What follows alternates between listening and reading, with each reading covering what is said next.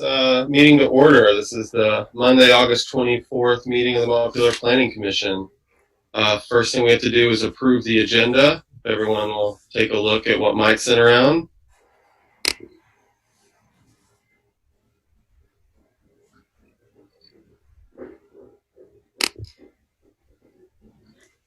Motion to approve. Do we have a second? Second. Okay. Motion by Barb, second by Stephanie. All in favor of approving the agenda, say aye. Aye. Aye. All right, that was everyone. Any opposed? Okay, agenda approved. Next item on the agenda is the comments from the chair.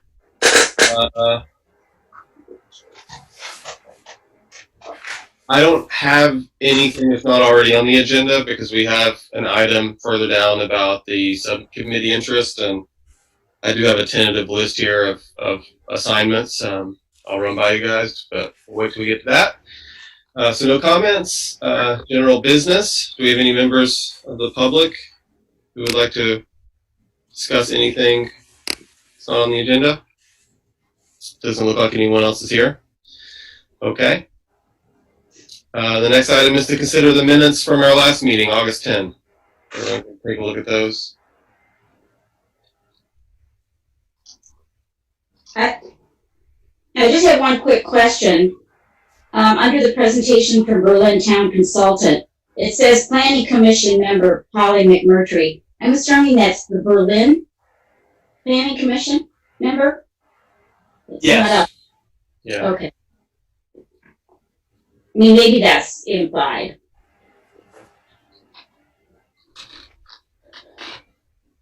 I go with Berlin in front of it.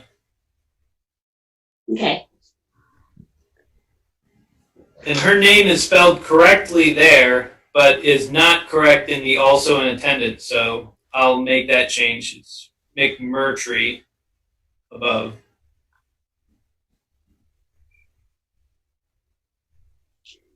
So is that our Brandy? That was, yep. Nice to see her again, huh? Mike, can you add Berlin to that last sentence too, under that section? Further along, the Berlin Planning Commission will be looking for letters of support, just to make sure that's clear. So they are expecting them from us.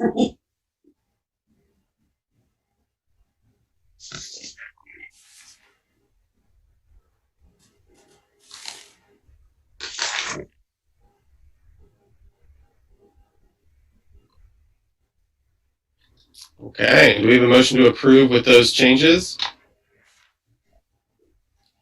I'll motion to approve with those changes. Okay, do we have a second? I'll second. Okay, motion by Stephanie, second by Barb. All in favor of approving the minutes with the two changes noted, say aye. Aye. Any opposed? Okay. Minutes approved. Moving on.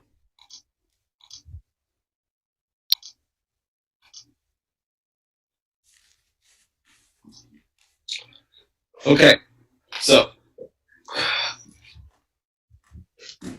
most of what we're planning to do is do some more planning for the city plan to gear up. Part of the reason why we're doing that really is it's not that we're just obsessed with planning. It's that we don't have a lot of chapters lined up right at this moment. All we do have is part of the transportation plan, not the entire thing. So when we get done, talking about the subcommittees and outreach and those things, then we can, stick our toes into the transportation plan a little bit. The first thing we have is to summarize the interest in the subcommittees. So I just jotted down, based on the answers we got from last time, putting 3 people on each subcommittee. Aaron and Ariane were flexible. So since you guys were flexible, Aaron's not here, but Aaron, let me know if you want any moving around, okay? But what I have for people's strongest preferences were for the continuity and structure subcommittee, I have Stephanie, John, and Marcella who rank those the highest. And for natural resources, I have Stephanie, Marcella, and Aaron. I put you on there, Aaron, because of your current employment, Makes sense. your expertise. For economic development, I have Barb, John, and Kirby. For housing, I have Barb, Kirby, and Ariane, and I put her on there because of her expertise. And for transportation, I have Barb, Aaron, and Ariane. So, if anybody wants anything moved around, I mean, I think we probably have some flexibility to do that. But if that sounds like good with everyone, we can lock that in, I guess. Any comments? Okay. Sounds good to me. All right. Well, I'll send that around then as a follow-up for this meeting, which brings us to discuss the short-term and long-term public participation options and whether we want to do a survey. I guess we can start talking about the survey because there are some big pros and cons of that. The pros of a survey is one that we can go ahead and try to get some feedback now. If everyone feels like, you know, we'd like to touch base with the residents of our city before diving farther into the plan, then I think a survey is a decent option to do that if we want something now. I think it can be done in a way in which it's helpful. I think that we're all sophisticated enough to know the limitations of a survey, which is important. You know, we know that it's not scientific. You know, we know it's qualitative information. It's not quantitative, and we shouldn't use it as gospel. It's just to kind of inform and maybe to let us know about some things some ideas that might be out there that we're not aware of. And like, you know, the benefits are more about just kind of getting a feel, right? It's not about telling us definitively what the residents of the town, you know, think or want. You know, the downsides to it, like I was just hinting at, are that, you know, it's not scientific. It's, you know, it's not something we're going to be able to lean on heavily if, you know, to justify anything. And it takes time. It's going to take some effort to put something together. So we have to decide that's worthwhile. So with that, you know, I'd like to know what everyone else thinks. And if you don't love a survey, if you have any other ideas for short-term outreach, let us know. Ruby, what has happened so far in terms of the public knowing what we're doing? Anything after that original meeting of the subcommittees that we had at the pavilion? I mean, I assume the public knew about that. Yeah, that's the biggest. I mean, actually, you raised one point there is there's different layers of public as far as I can see it. You know, there's the public that's part of the city government, kind of like us, you know, as volunteers anyway. And then there's people who are kind of plugged in, but maybe not at that level. And then there's like people who barely, you know, don't pay a ton of attention to this stuff, which is, I'm not saying that's criticism. So yeah, we've done outreach within, you know, the subcommittees. I think Mike has been our representative to those as well. I mean, he's been the liaison, so I think, you know, that's a form of outreach. I can't think of anything we've really done citywide in a big way. I mean, personally, I find it's generally easier to go out and get, to a certain extent, reaction to proposals than it is to give people a blank piece of paper and try to get stuff. People have different opinions on that.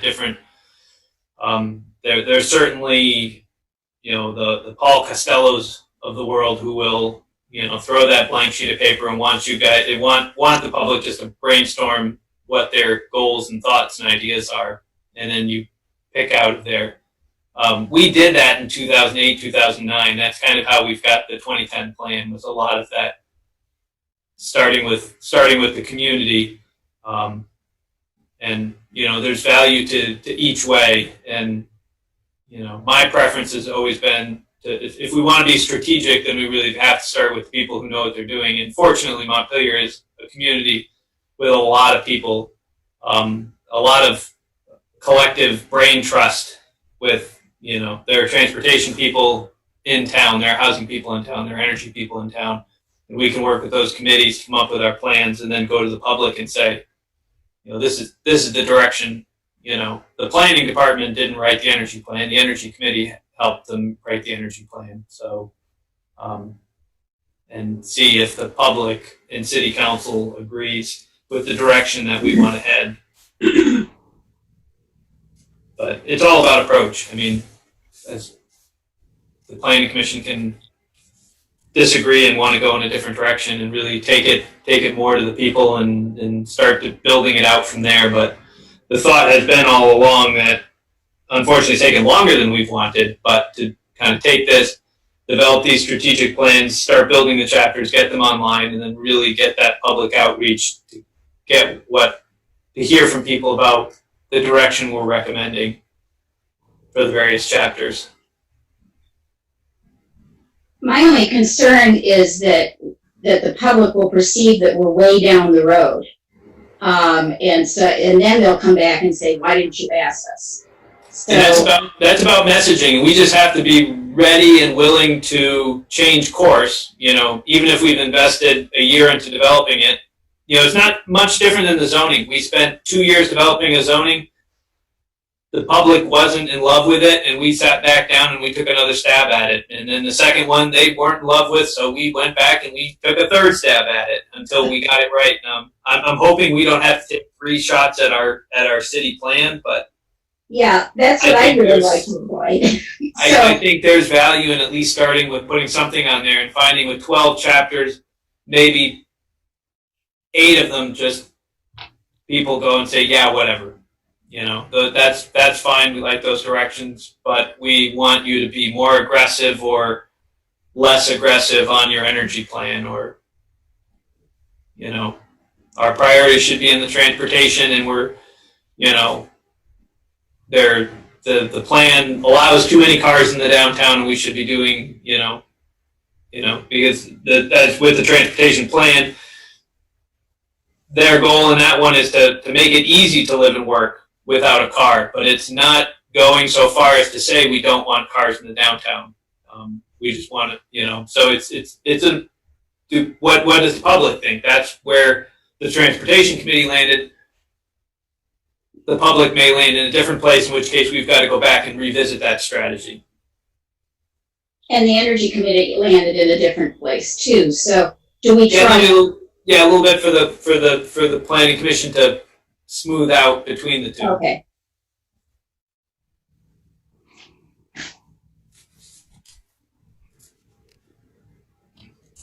What will, if we do kind of wait until we have more written down for people to look at and give feedback on, what does public outreach look like then?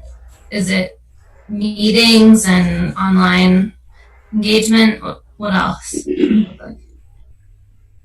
And this gets a little bit to letter C, the grant ideas. I mean, that's a little bit of what I was, going to lean on a consultant to kind of talk about. We're still going to be in COVID into next year. I'm convinced. I'm considering most of this fiscal year to still be under a certain COVID umbrella. I don't think even if a vaccine comes out that it will be fully deployed before June 30th. So I think whatever public outreach we're doing is going to have to accommodate that. And I think we're going to need to have somebody who's experienced and knows how to draw information out of people and get people to comment. And it's going to have to be very, very much multifaceted.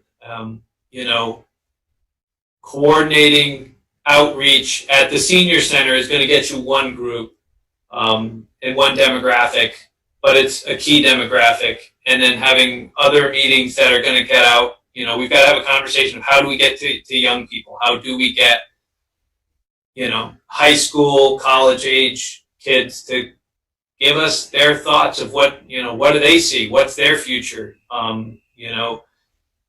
Extinction Rebellion is a bigger topic for them than it would be for the baby boomers. And we want to make sure that the plan reflects, as much as we can. Of course, the decision makers are all us old people, but we do want to get the public input from as broad a range of people as we can.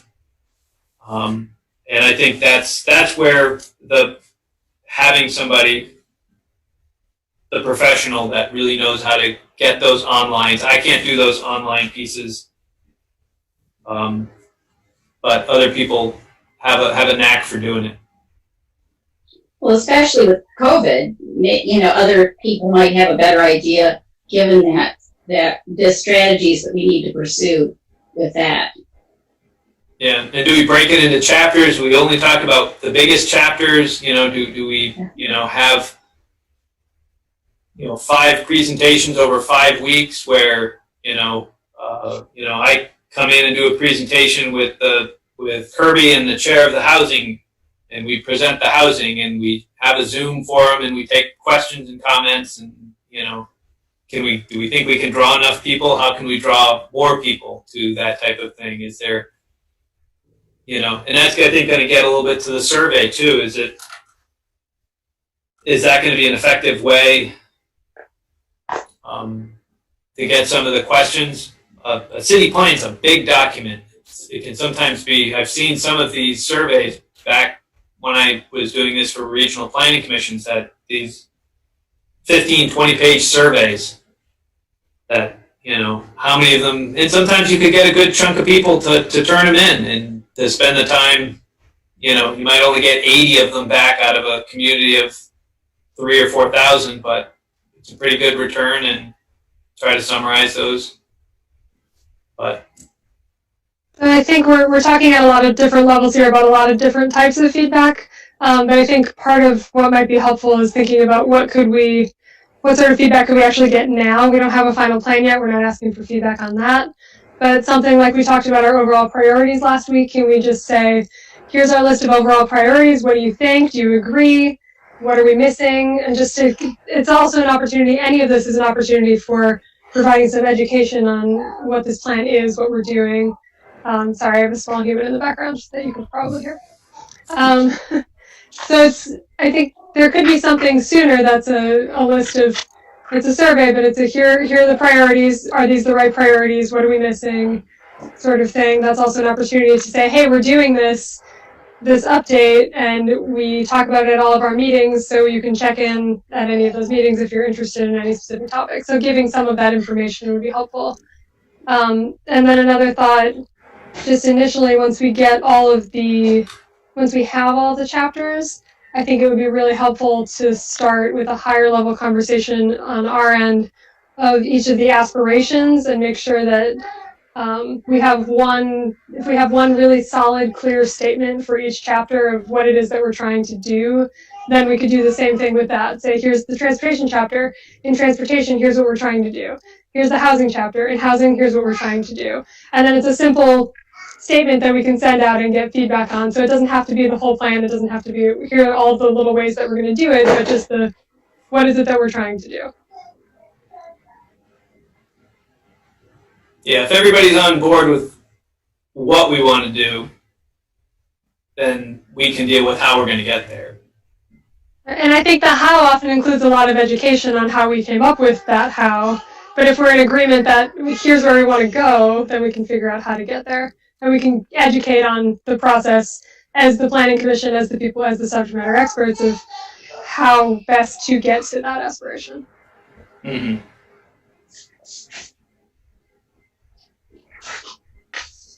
I'm in favor of reaching out now and starting to develop some way to do that. I think there's a lot of benefits to it. One of the benefits is just to touch base with people, so that I think a few people have already iterated this, but when we come out with the full plan, we don't want that to be the first time people find out that we're working on it. So it has that benefit as well as the information gathering. So it's kind of a notice and a information gathering type thing. I agree, though, that maybe that idea of keeping it simple and high level would be good, because I think there is I think the concern about creating a good survey that we can do anything with the capacity we have is a real one. So I like the idea of using the aspirations or sort of the overall goal statements and crafting a message around that. And then can we reach out to like community leaders and community like partners, organizations to help with the outreach rather than just blasting it out randomly?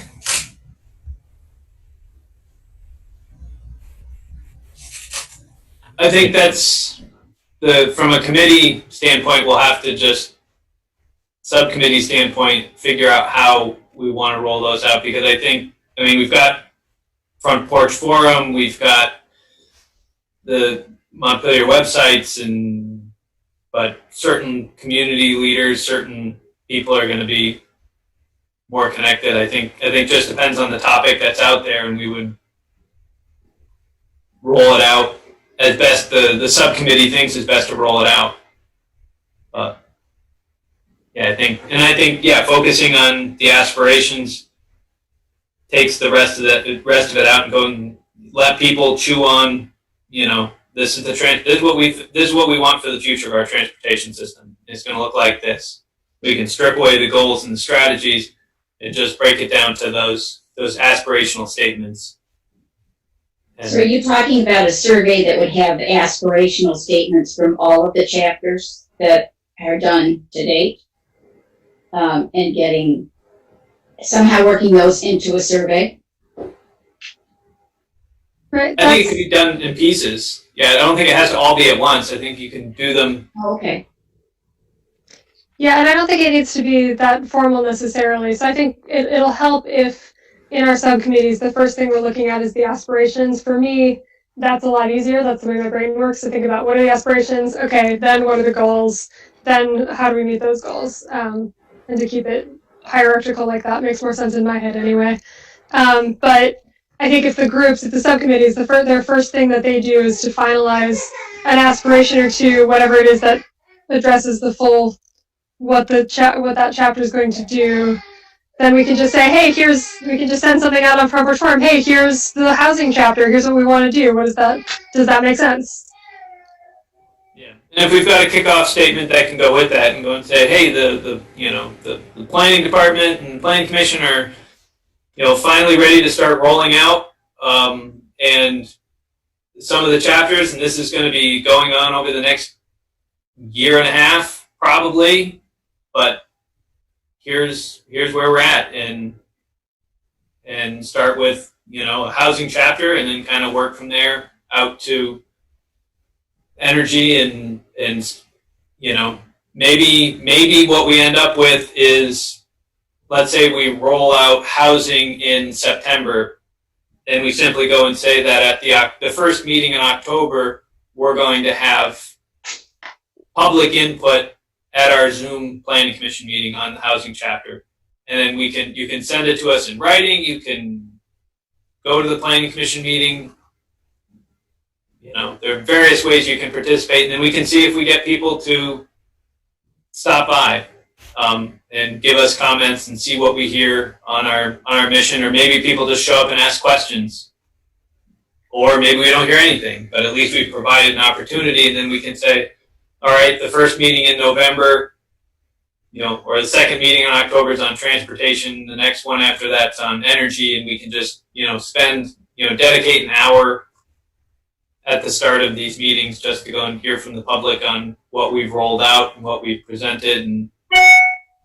And how would you imagine presenting those then, Mike? Are you talking about putting that into more than the website, but into publications, somehow getting the word out? Yeah, I think we'd have to talk it over through the subcommittee. I think that there's a little bit of that I think we would just have to sit down and really chew on how we want to, physically put this together and and roll this out and make a presentation for the public. You know, and I'm open to as many suggestions for how we get these out. And I think different chapters are going to be different depending on the audience. I think that's something the continuity group, I forget what we're calling it, could start with. How do we make this accessible in an easy format that we can bring to the public? Yeah, because I'd like to have an online presence. I know that's been, it'd be nice to get something going, because some people take that as their, I know John has ways of setting things up where people can stick pins into a map with a comment, and if that's where people feel the most comfortable sending us input, then great. We can take that as input. We can take an email. We can take any written format, or they can just show up and ask us questions at our planning commission meeting where we've set aside time to talk about it.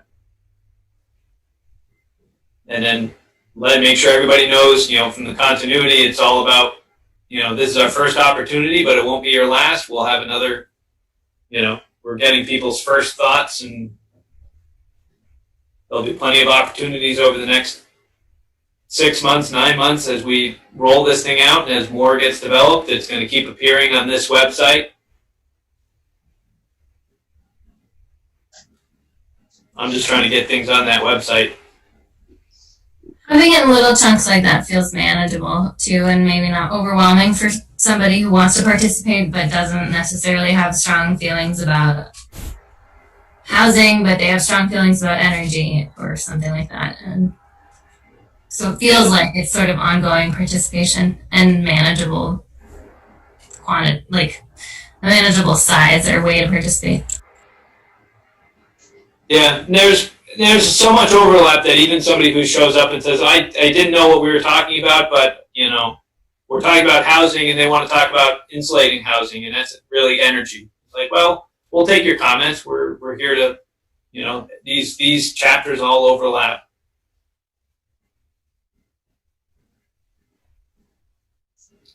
Okay, so I'm going to try to summarize, make sure we're all together. The thinking right now is that the continuity and structure group will brainstorm a means of doing outreach, which is probably going to be multiple prongs, like an online version and maybe other approaches or multiple online versions. They'll get back to us. We probably need to set a date for when we expect that to be done. The approach that we want to do, though, is a chapter by chapter approach. So the subcommittees for each of the major chapters that we have assigned will then take the responsibility of conducting the outreach, figuring out the substance of it, and then following the means that the continuity and structure subcommittee set out. Is that right? Did I miss anything? So every chapter will have sort of the same outreach thing that they'll do, but we'll split up the work and maybe reach out to relevant organizations individually with the expertise in the group. Yeah, I mean that was my understanding of what you were saying. Like, for instance, if we do Front Porch Forum, which I think we all most likely will, that that'll be something that every group follows, and it'll be that'll be the kind of thing that that the continuity and structure subcommittee will develop for us. They'll say, we're gonna reach out this way every single time. I think you're right. Some of it might be specific too. There might be some additional reaching out to a niche area as well for some of these chapters. So yeah. Having a basic template of how we're going to do the outreach for each chapter would be helpful.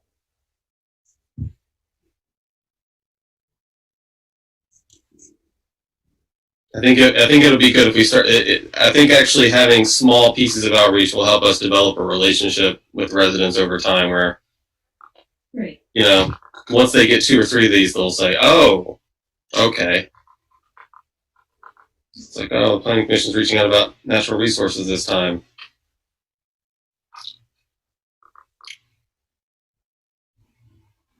Okay, that sounds good.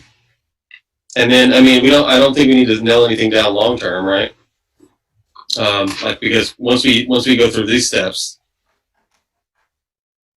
and once we have the thing kind of finalized, there'll be some further outreach there, obviously. Some of it's going to be procedural that we have to follow. But does anyone feel a need to talk about that now, or are we just going to cross that bridge when we come to it? Sorry, talk about which, Kirby? Like once the plan's much closer to being final. So like after this, like next steps after the short term stuff. Does anybody feel like we need to discuss that too? Not right now. Okay. Because we don't, it might look different after we go through this whole process.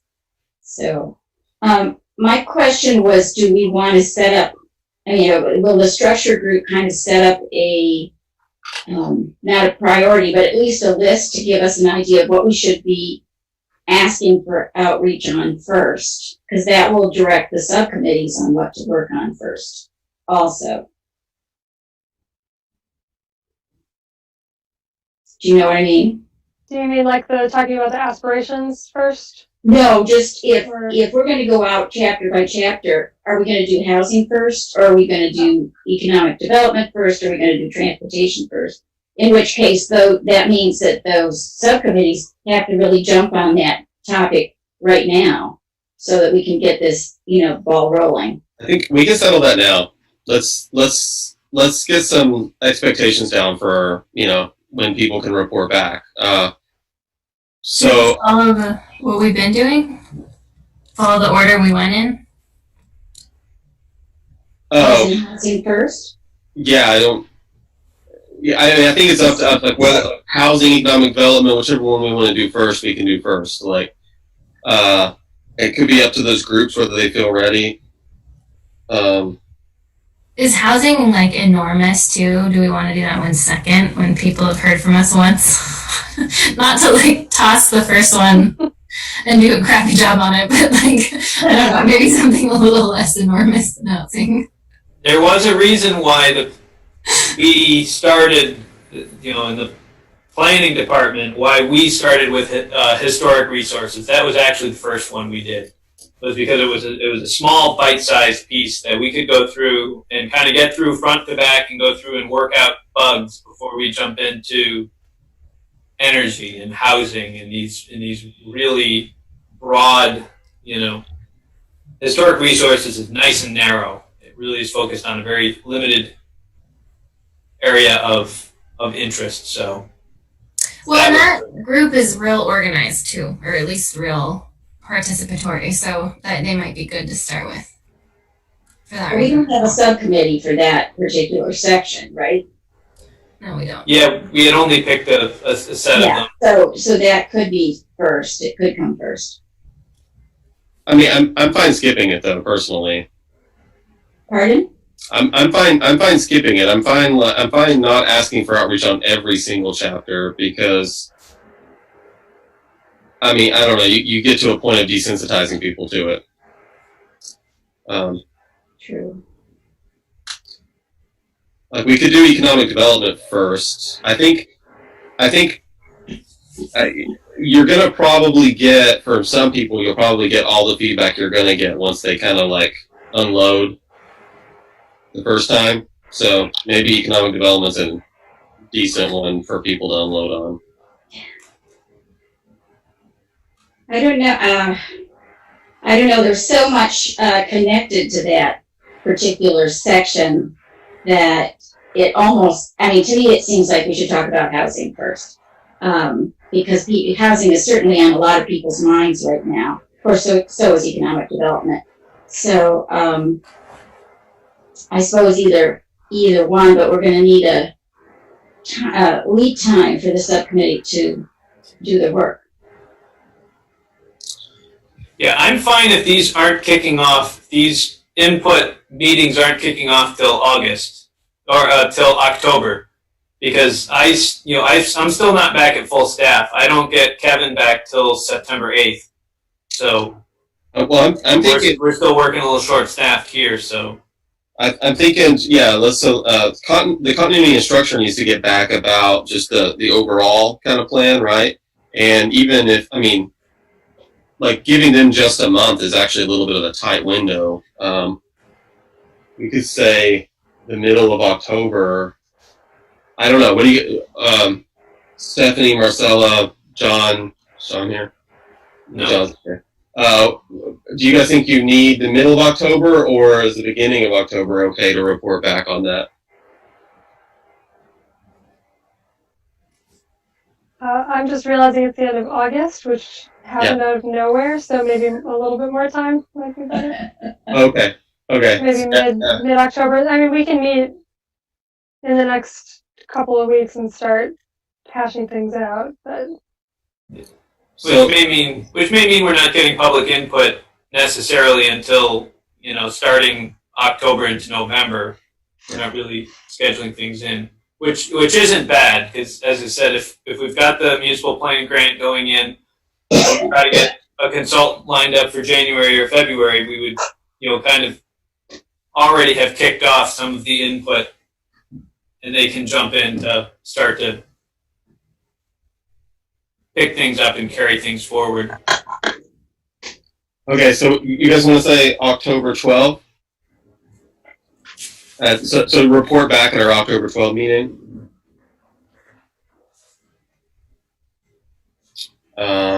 And then I think we can plan to have a quick turnaround so that I don't know, bar push for doing housing first, which is, I really don't have that strong of a feeling about it.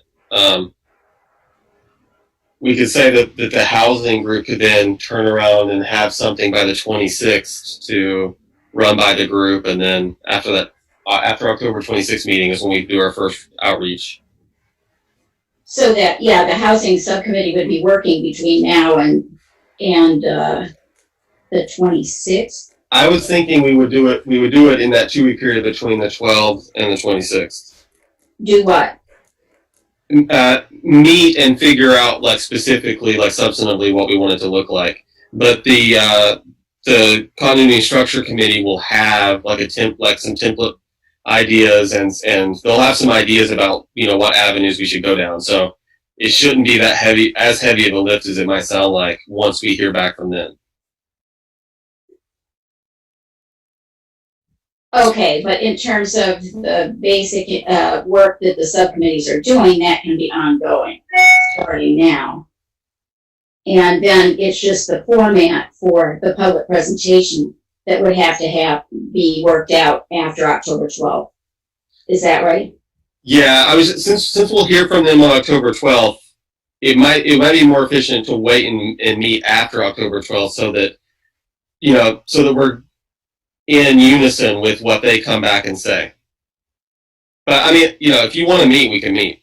I'm confused because I think what the subcommittees are doing is different kind of work than what the structure committee is going to present to us on October 12th. They're going to give us an idea of how to do public outreach.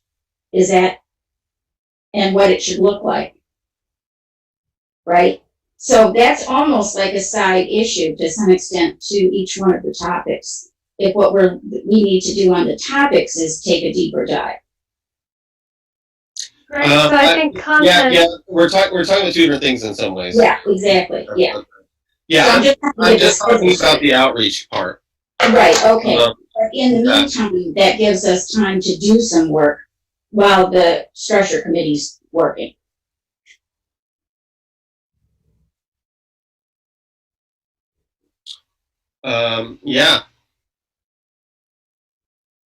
I think we can start working on housing. That's not the outreach part. The structure committee, we had also talked before, is going to be doing other work too. So just to make sure we're all on the same page there. We were just talking about hearing back from them on October 12th about outreach. Marcella and Stephanie, do you think that you'll do any work on any of the other areas we had talked about by then. Such as the Yeah, remind me. yeah. Right. So we talked about laying out a better format for what all of the goals and strategies look like, and how all the chapters should look, like what the structure of each of those sections should be, in a way that makes it easier for us to present it to the public. So they tie together, but we were talking more last time about what that format looks like. That makes the chapters make a little more sense and be a little more digestible.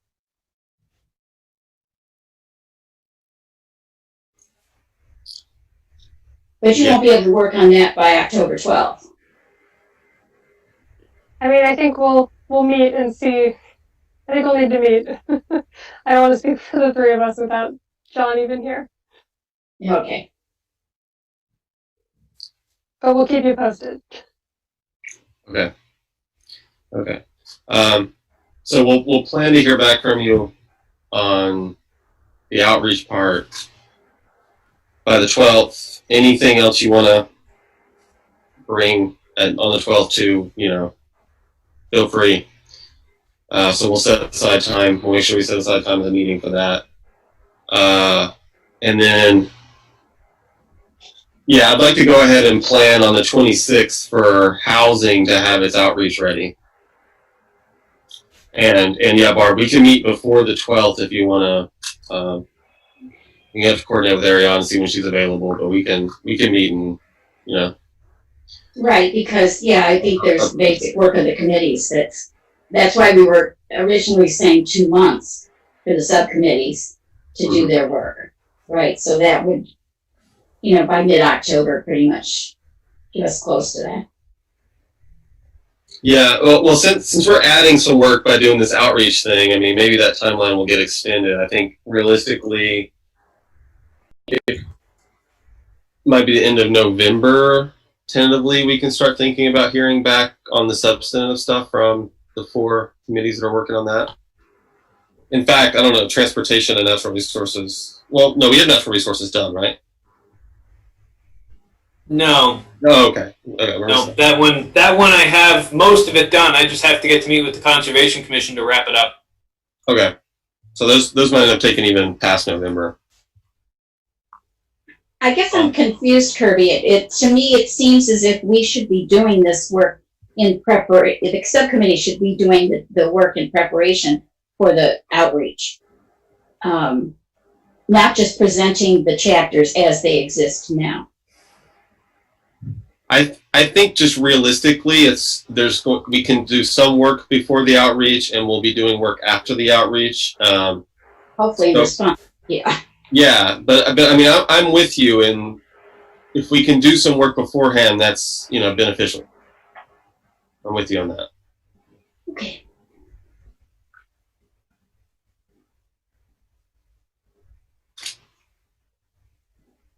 All right, that sounds good.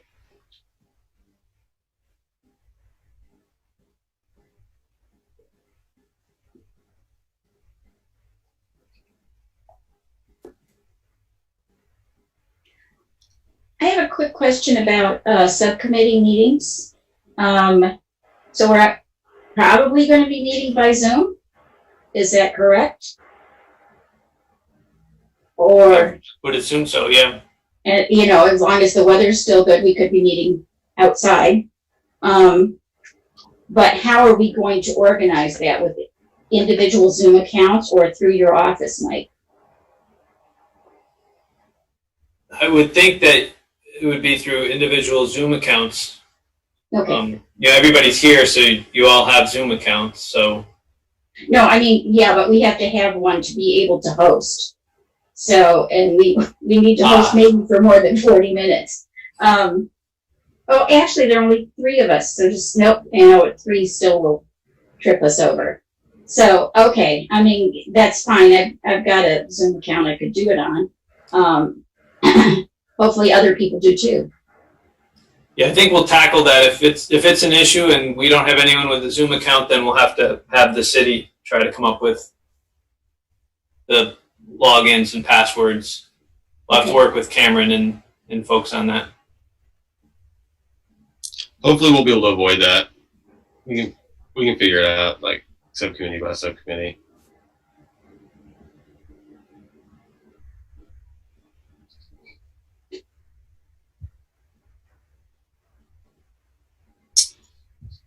As far as for housing economic development, I'm up for meeting on the State House lawn and yelling at each other.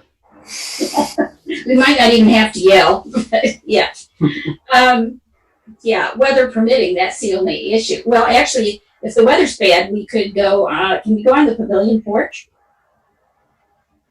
Is that open? Oh, I have no idea.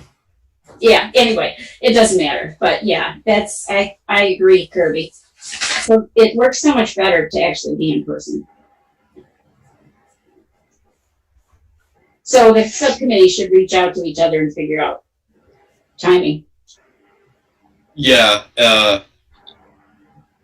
You send out those lists again? It's probably economic development housing that can go ahead and they have enough stuff to go with at the moment. Do you want to know what the committee assignments are again? Yeah. Okay. Sure. I'll say them all, but just start with you, Barb, because you're asking. So it's you, John, and me for economic development. Okay. And housing? Is you and me and Ariane. Okay, that's all I need. And you're also on transportation with Aaron and Ariane. With Aaron and Ariane, right? Mm-hmm. Yeah. Yep. Okay. I'll send that out after this meeting, the whole thing.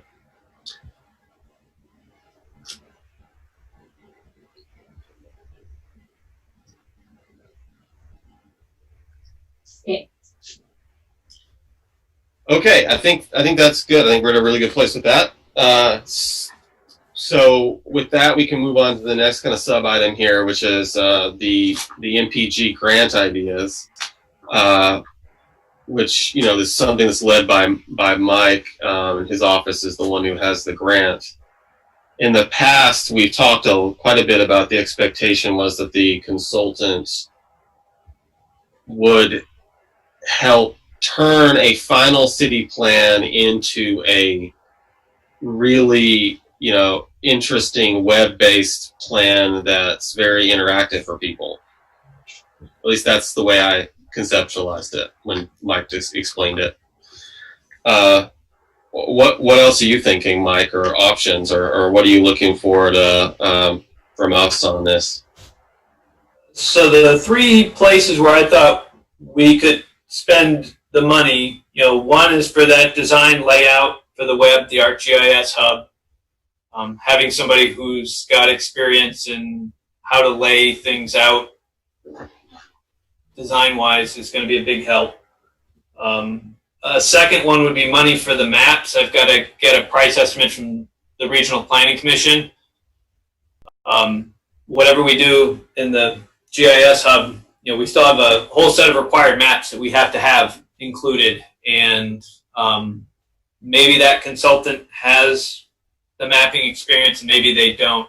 And in the past, we found most of the consultants don't.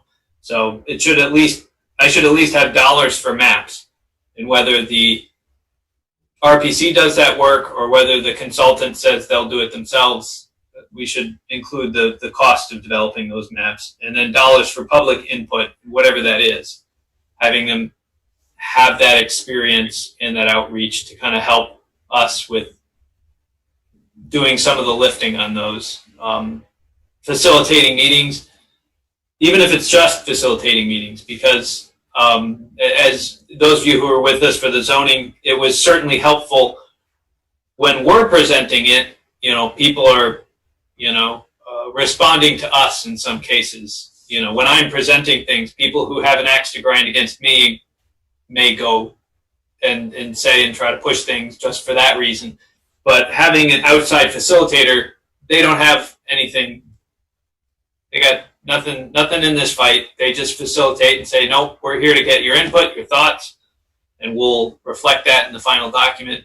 And just having a facilitator can sometimes make a big difference. But obviously, if that person is also good at how to do these multiple public outreaches, they may also be able to bring a lot to the table to say, during COVID, it's tough to get people out. How are we going to get senior input when seniors are the least likely and the most vulnerable to this outbreak? How do we outreach to our senior community? They may or may not be strongly into the technology, although I think a lot of people are getting caught up on stuff, but we still need to outreach to them to let them know we're talking about it. And I think having somebody with the experience, so those were the three I looked at. The design, the maps, and the public input would be the three I would think of, but I'm open to hear other suggestions because I have to write the plan and lay out what the work plan would look like. So I kind of have to get what we're applying for kind of squared away. So I've got the month of September to kind of write the grant. And all of those three items would come under one grant application? Yeah, I would look at that. It would be ending up being about a $22,000 grant. So I think the maps are probably $4,000, and I think somebody who does the web design is going to take a chunk of that. And the public outreach, again, if that were $5,000, $6,000, $7,000, $8,000 of time, because most of that's just time. I think, the other $10,000 goes to actual product development, but it's up to the consultant on how they want to split the time. And we usually just sign a contract for the finish amount.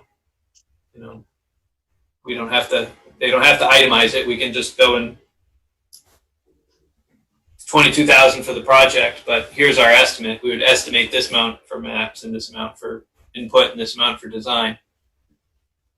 But we make sure that they have plenty in there for design. For one thing. What we care about probably when we're reviewing applications is to see what their experience is in each of these areas, and we would weigh, And what I've seen sometimes is it's not one consultant. I mean, you guys saw that with the state with the downtown master plan process. We ended up with everybody came in and had one group that was transportation. I've got a transportation partnership with this organization. I've got a landscape architect over here, and I've got watershed people over here to put together the final product. So I bet you'd probably or possibly find a group that may come in with a partnership that says, we're experts in design, layout, and ArcGIS Hub. And we've brought along this person over here who's an expert in public outreach. Maybe one person, one group has this all in one shop, but maybe they put together a team of people.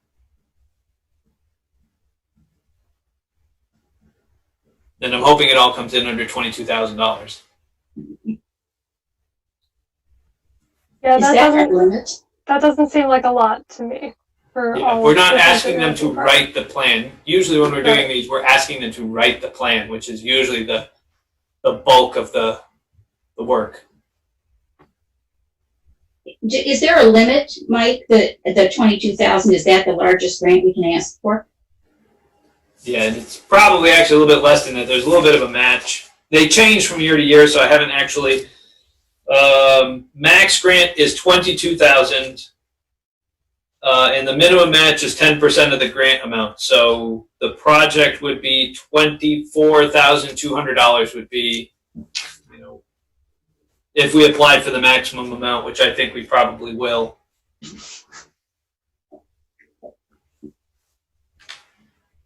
Sounds good to me.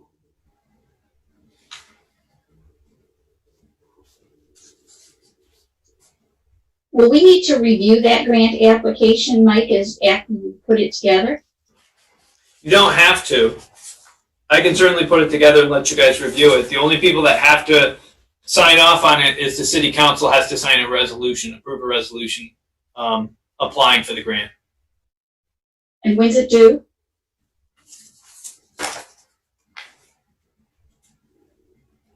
I'm checking because it's usually either September 30 or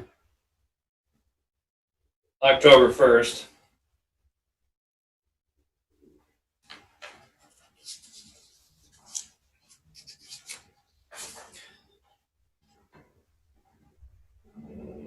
October 1st, 6 p.m. Okay, good. So we have to be on city council agenda, that's all. Yeah, some point in September. And it has to be warned in the whole thing, right? Well, it just has to be an agenda item. It's not a public hearing. Okay. Good.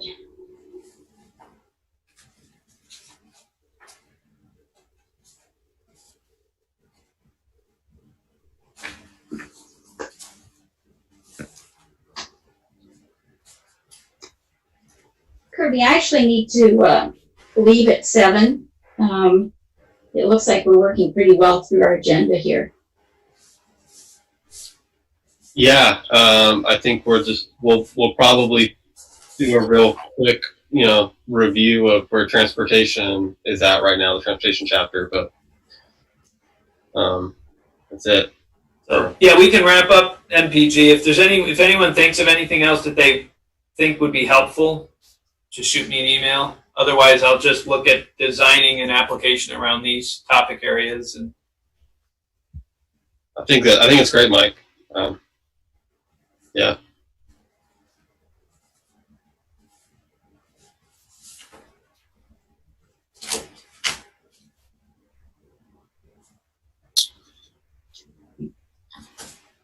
Okay, well, thanks for letting us know what you have planned for that, Mike. I definitely don't feel a need to interject anything. Sounds like you have a great plan. With that, though, all we have left is, to take a look at the transportation aspiration and goals. I think we received that by email, so everyone should have that. It was on the last email from Mike. So it looks like a few pages. Yeah, so We're not going to look at the strategies then, right? no, so the transportation committee, they worked on the aspirations, and they are a group of multi-interested group. So they don't all think on the same track. So unlike a number of committees where all the housing folks are all on the same bus going in the same direction, and all the historic preservation people are, transportation is a little bit different. You've got some people that are bike people, you've got some people that are ped people, you've got some people that are still interested in saying, hey, you can't throw the cars out. We got to make sure we've got cars. And some people want no cars in the downtown and everybody parking in satellite parking lots. So there's this mix of views. So hashing out these aspirations actually is a process that took a bit of time. They actually met twice, I think maybe even took a third time just to get the aspirations ironed out before we could break them into goals. And then when we went round and round a couple times with the goals before we finally got to the strategies. And the strategies that are in here are ones that they settled on and said, these are what we want for the strategies, but they don't meet your framework. So, Mike, take these and turn them into the framework. So that's why I'm saying don't bother looking at the strategies, because you'll go and say, well, these aren't the right format. Well, we know that. I've got to adjust them. So, to summarize the 3 aspirations, and this, again, very iterative process, went from 3 to 5, back down to 3, changing how they're oriented. But the primary one, which is aspiration A, this is their top one, was it is easy to live and work in Montpelier without a car. There is an integrated multimodal system that prioritizes active mobility and meets the mobility needs of all users.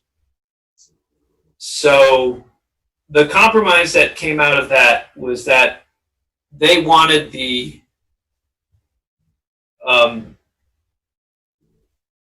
their target was to make sure it was easy to live in Montpelier. You should be able to live in Montpelier without owning a car.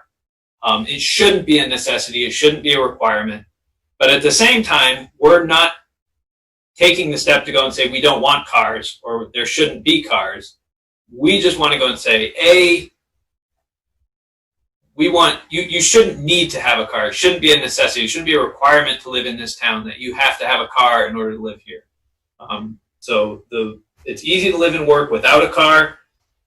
We've got an integrated system, walking, biking, shared shared mobility, and public transit. Those are the 4 ways that you can live and work in Montpelier without a car. And we have shortcomings currently, but the plan is how would we get all 4 of those pieces to work together.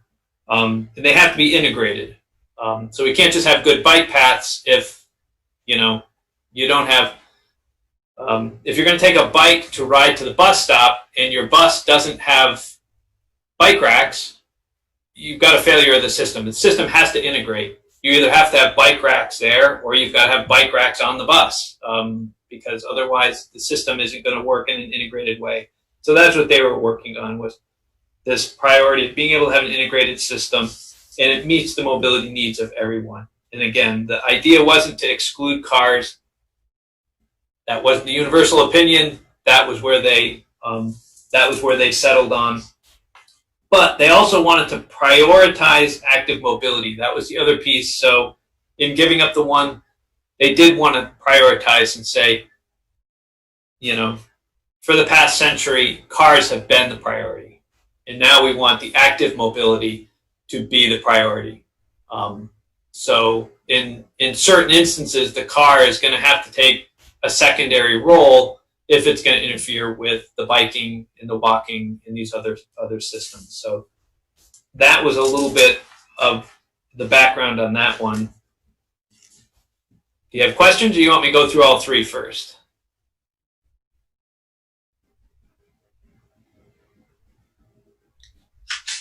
That one seems pretty clear, Mike. The other ones, it gets a little bit more murky in the other aspirations, I think. Okay. So the second one was Montpelier will have a transportation system that's safe, attractive, and conducive to a vital and lively community. So this was a summary of the built environment. So we have a number of goals that come into safety and attractive, and how it connects to these other pieces. So a lot of times we do, while the first one kind of looked at a bit of a functionality, it's an outcome. We want to be able to live without having a car. It's not a requirement. The second one is really starting to look at those transportation pieces to start to go and talk about what do the sidewalks look like, what do the bike paths look like, revitalizing downtowns, revitalizing streetscapes. You can have a functional system that's not attractive. So I think this second one was looking at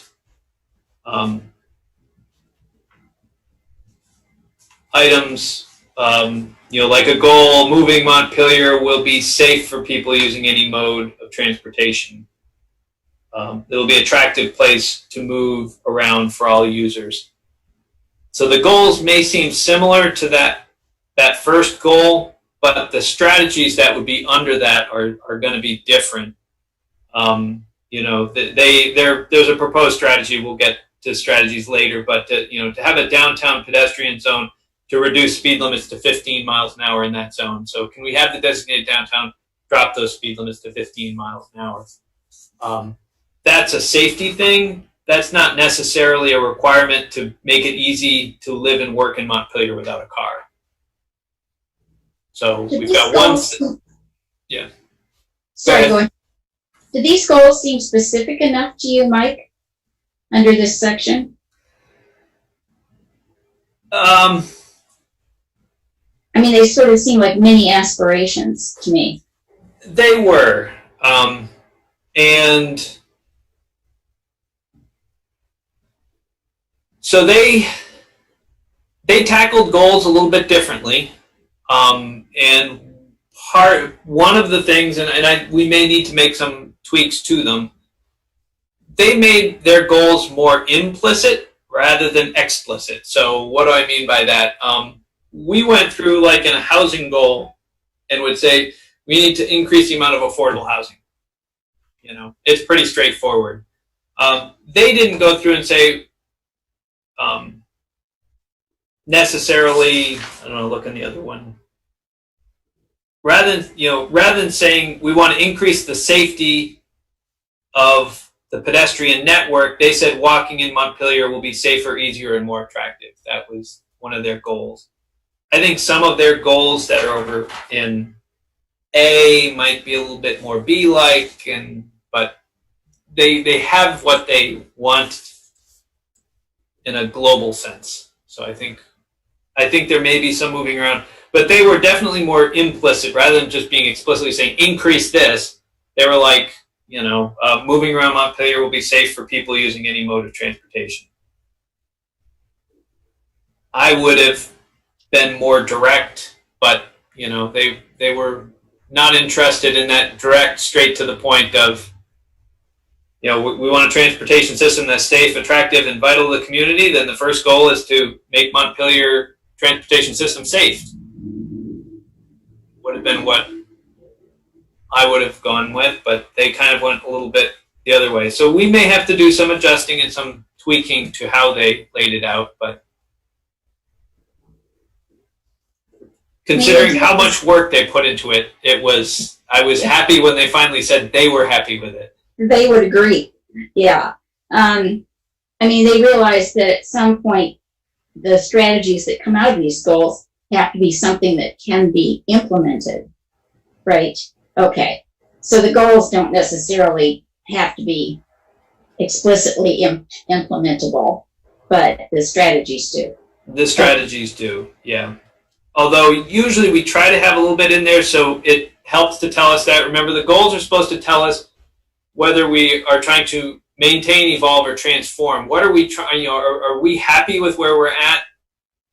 Which is why I tried to get them. It doesn't show up here in Aspiration B, but it does show up in Aspiration A, where I got them to get in there and say walking in Montpelier will be safer, easier, and more attractive. So it's implied that we're not doing well enough and that we have to be doing better. So rather than simply saying we need to improve it, they're just saying it's got to be safer. So I don't think, like I said, in goal B, we necessarily have that. It will be safe. That does sound more aspirational. It really should say it'll be safer. Then at least we know, okay, our existing condition is we're not safe enough, or we should continue to be safe, or we should maintain the safety of our streets. So that way we can kind of get a sense of things are good, but we don't want to have things go downhill from here. Okay. And the third aspiration is Montpelier's transportation system will be sustainable and environmentally responsible. And this really came down to the impacts of our transportation system, no matter what aspect it is. So stormwater runoff, our carbon footprint really ties in. And you're going to obviously see a strong link for the global and climate change pieces are going to overlap or hopefully tie in well with the energy plan. And I had the conversation with them about the fact that there are things that we count on other people to do. We aren't going to be working, when I'm talking transportation committee, we aren't going to be making our cars net zero. That's going to probably be the effort of the energy committee. The transportation committee is going to probably be working on making sure we have bicycle and pedestrian networks that are safe and that they work, and that we're putting in the flashing beacons to make sure that our crosswalks are safe. That's what the Transportation Committee is going to be working on.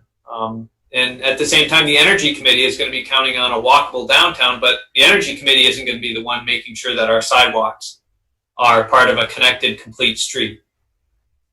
So there's going to probably be references in here to that, but we can't talk about our aspirations for transportation without recognizing that it's the leading contributor to global warming. So we kind of have to tie those two chapters together in here. And it's also going to tie in with stormwater runoff and a number of other environmental pieces. One of the things that strikes me about this is it's very specific to Montpelier. It's almost as if transportation stops at the city limits. There's no discussion of intercity transportation, which to me would be a pretty critical element for them to connect to that.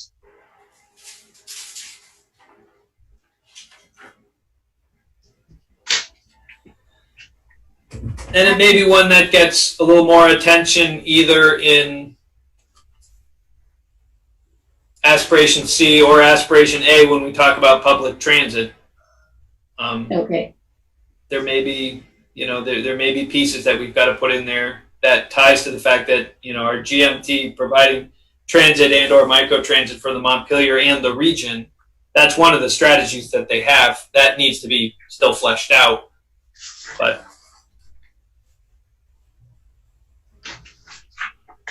I think there's pieces that can end up in there as well.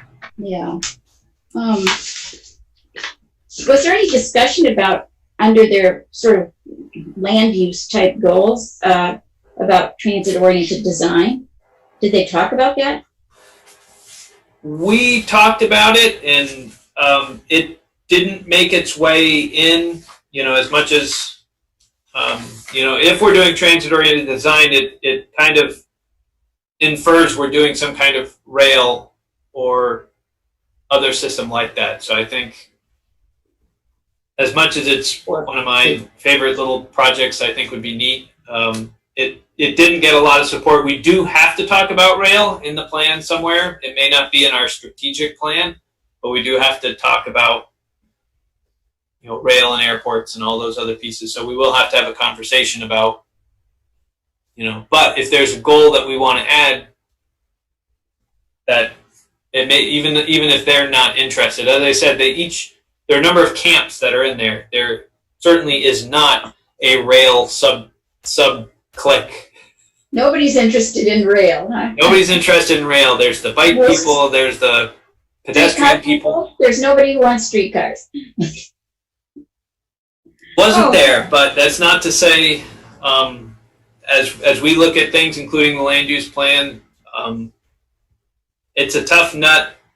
I went to the Regional Planning Commission, had a presentation with their transportation advisory group, and even they were not entirely on board, although I did get an opportunity to talk to the state because they were there with the rail plan. So that was a nice opportunity to kind of lay out why we thought this was a valuable project. And I think they heard what I said. I don't, at least they've got something in the back of their mind that, our ideas are not David Blittersdorf's ideas. Our ideas are, we think are actually quite reasonable and rational and, and especially, I told them, the TAC and the state, that, you've got to think outside your silo. You can think that it would be a boondoggle to invest money in the rail line to put this commuter rail in. But the question is, where are the next 1,000, where are the next 1,500 homes going to be, houses going to be?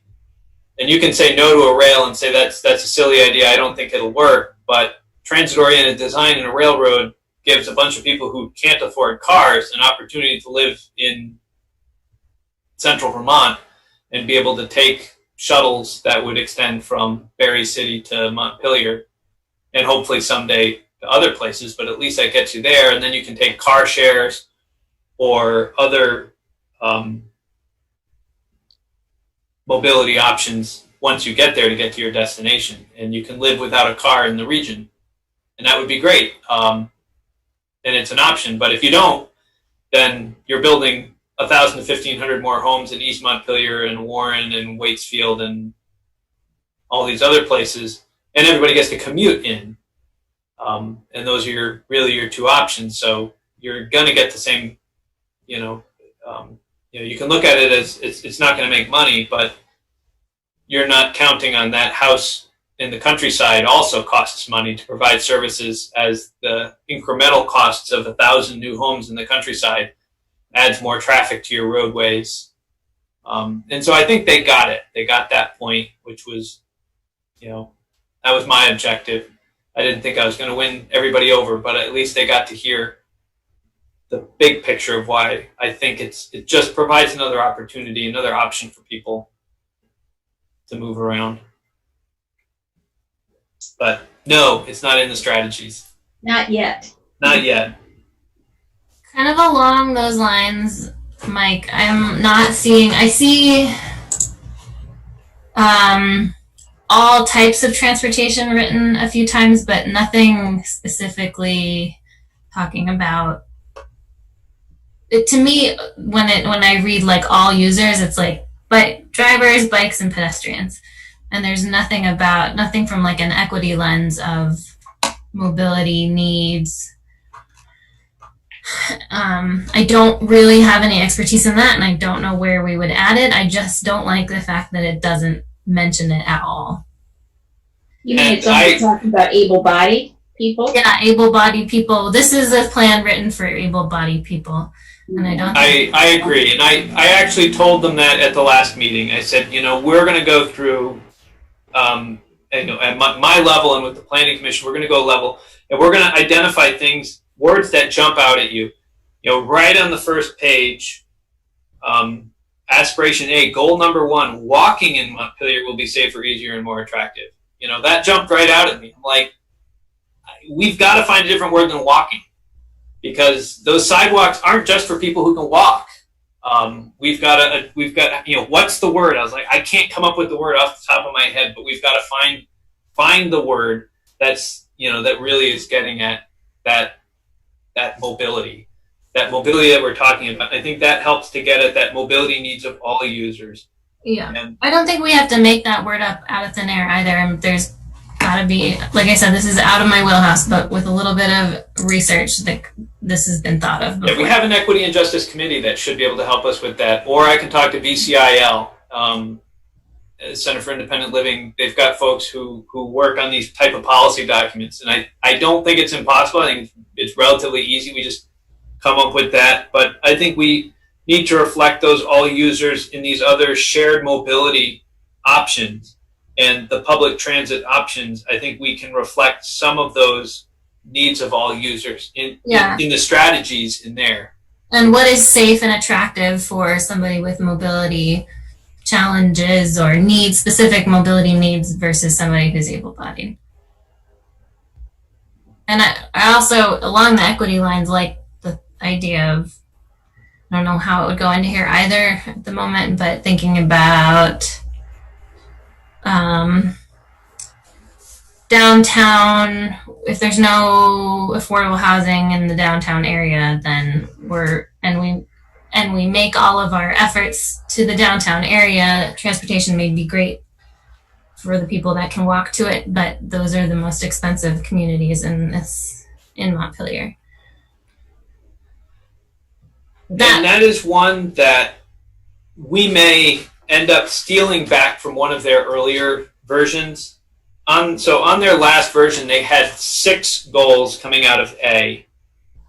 And the last goal in A talked about the compact development. So it really kind of helped to go and talk about the land use. And that, it's like, if we're going to be having Montpelier be easy to live and work without a car, then it's not just about our transportation network. We have to have a land use plan that has the density in the downtown and allows, a mix of uses. If we could have, high density of residential over here and a high density of commercial over here and a high density of residential or retail over there.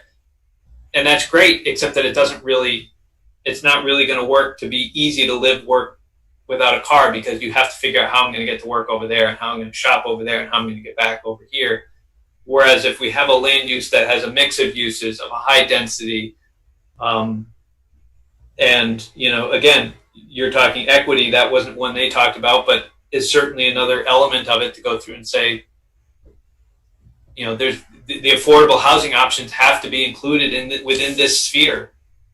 Because if the land use isn't there, there's the goal, the aspiration will never be achieved if we don't have this mix of uses where you can live above retail and these other, and many of these things may simply say, hey, we support the land use goals. Yeah. X, Or Y, we gotta start having, how are we gonna get the easy transportation out into, pedestrian bridges over the Winooski River, like up and down Route 2, or like whatever. We're making our job a lot harder if we're gonna split our uses up and not have it there. So I was disappointed when they removed that goal 6. I thought they were onto something when they had it there in the first place, and then at the last second they pulled it out and they combined it in Aspiration B with the transportation system will contribute to a vital and lively community. So that's where you see a little bit of this promote infill housing and commercial developments in the downtown and revitalize the downtown. Not that these are good strategies, these are just how they got there. And then their goal 4, more housing and commercial development in the downtown will make it easier to complete trips without the use of an automobile. That goal used to be in A, and I think it probably still belongs in A.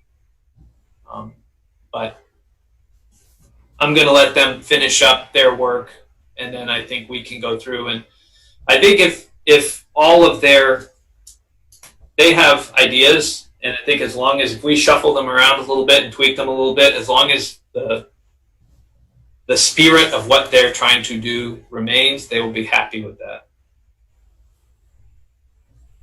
Yeah, I don't think any of the equity concerns take away should just add to it. Improve it for everyone.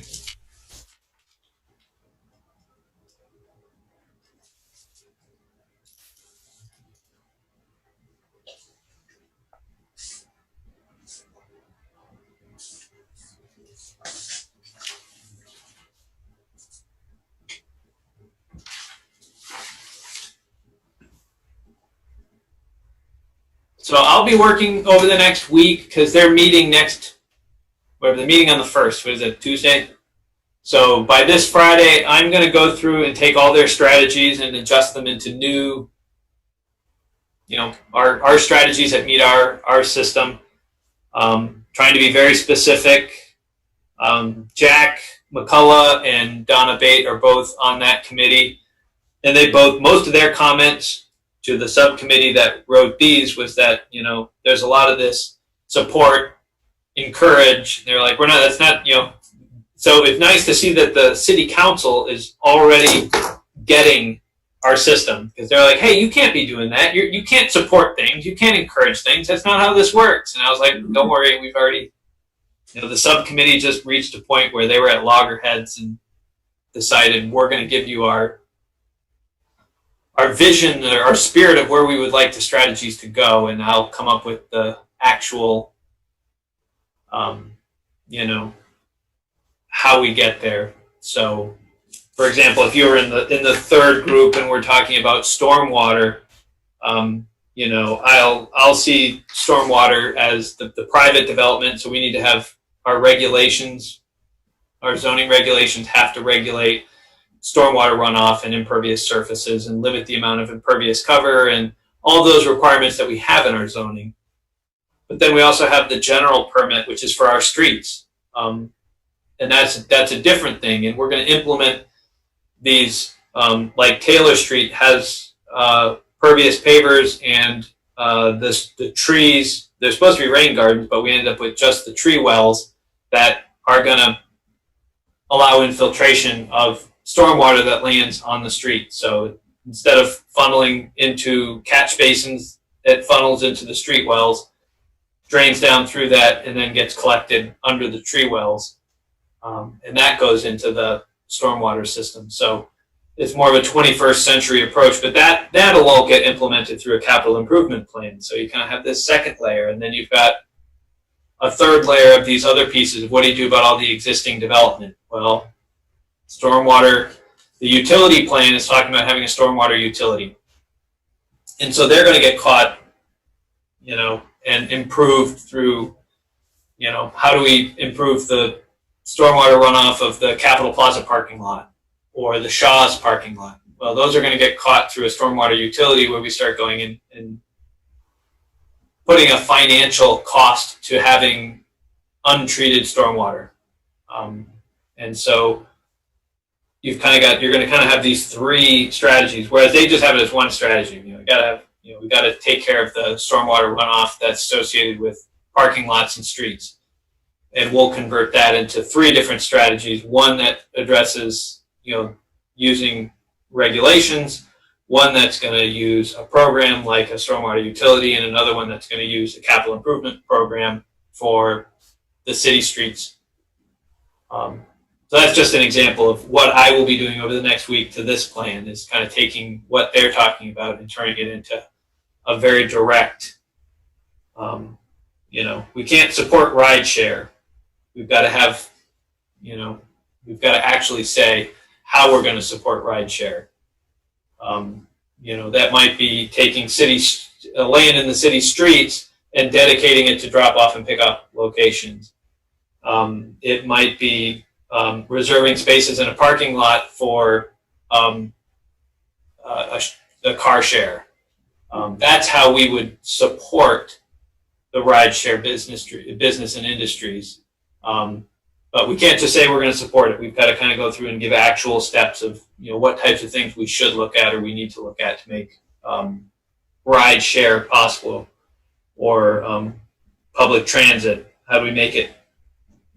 In some cases, financial support is the support. GMT, we cut them a check every year. So continuing to support GMT is actually continuing to support them because we provide a check to them. It sounds good to me, Mike. I'm sorry I have to duck out here. Is there any, you'll still have a quorum if I leave, right, Kirby? Yes. Okay. Yeah, we're not going to vote anything anyway. Don't worry about it. We can't adjourn You what? otherwise? Is that We're trapped. Yeah. Oh no. Well, I'm leaving before you can't adjourn, so. All right, see you next time. Thank you. Thanks, Barb. See ya. Okay, that's great. Well, anybody else have anything for the transportation plan? We'll be seeing it again soon, right, Mike? Yeah, I would expect at our next meeting you'll have the full version. That's great. Yeah, although I'm not going to make any changes to the aspirations and goals, even though we just talked about it. I've got to kind of let it go as it is right now. It'll go to them. I'll adjust the strategies when it comes back to you. Then we can talk about adjusting for these other pieces. That I kind of have to let them finish their process, and then we will kind of take it up and make our edits at the next meeting.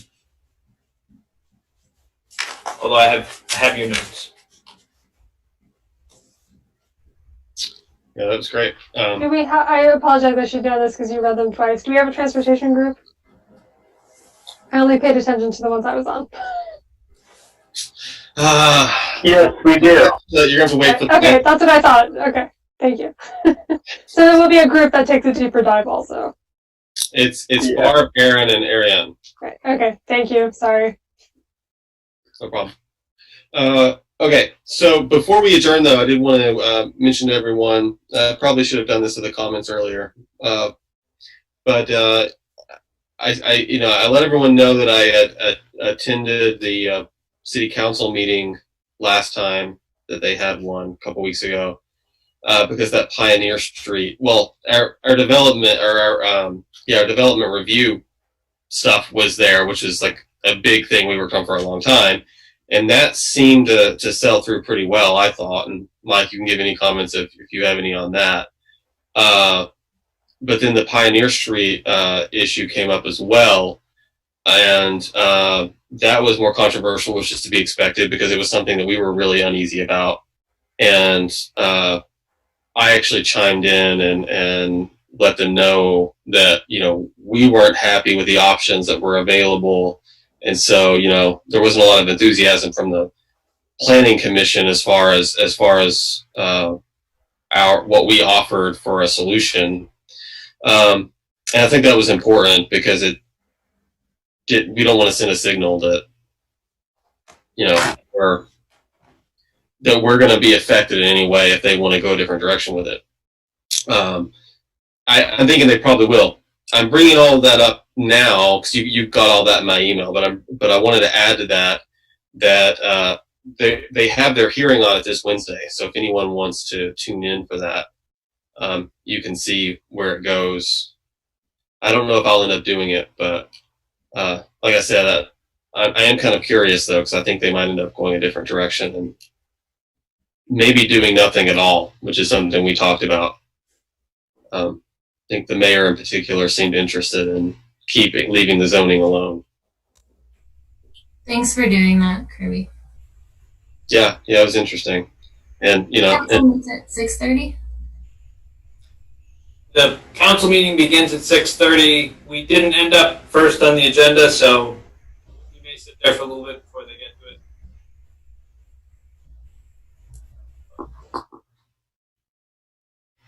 yeah, so you can tune in late, or you can just learn random things like I did last time. Like they do a lot of work. So a lot of stuff happens. So, yeah, I thought everyone would want to know about that. And with that, do we have a motion to adjourn? I'll make a motion. Second. Motion by Stephanie, second by Marcella. All in favor of adjourning, say aye. Aye. Aye. Aye. Okay, I heard a fourth. Okay, we are adjourned. Oh, we can go. Okay, great. Thanks, everyone. Have a great night. Thanks, guys. Aye.